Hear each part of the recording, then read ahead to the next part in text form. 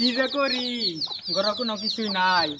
কি যুগ পড়লো, এই সার্টিফিকেট ছাড়া কেউ কামলাও নেই না।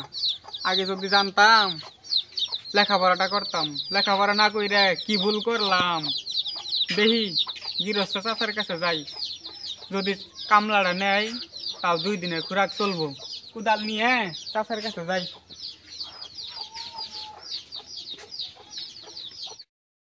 চাচা, চাচা, ও চাচা, বাড়িতে আছে? কেরা গো কেরা? আমি জাহিদুল। সে কোন দরকারে আইছ?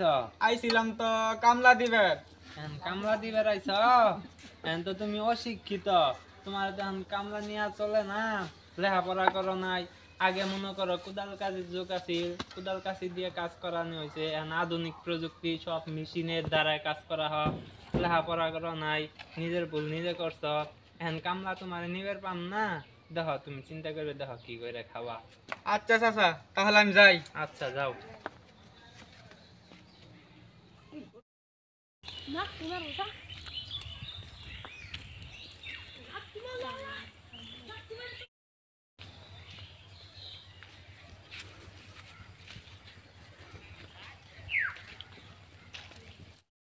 জাহিদুল ভাই, তোমার মুখটা ভেজার কেন? কোশনেরে রবিউল, গেছিলাম গৃহস্থ চাচার কাছে কামলা দিবের। কামলা নিল না। আমি তো মূর্খ মানুষ, তাই আমার কামলা কেরা না।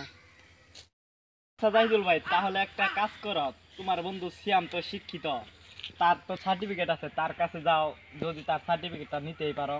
আচ্ছা, তাহলে আমি বন্ধুর কাছ থেকে সার্টিফিকেট নিয়ে দিয়ে চেষ্টা করি।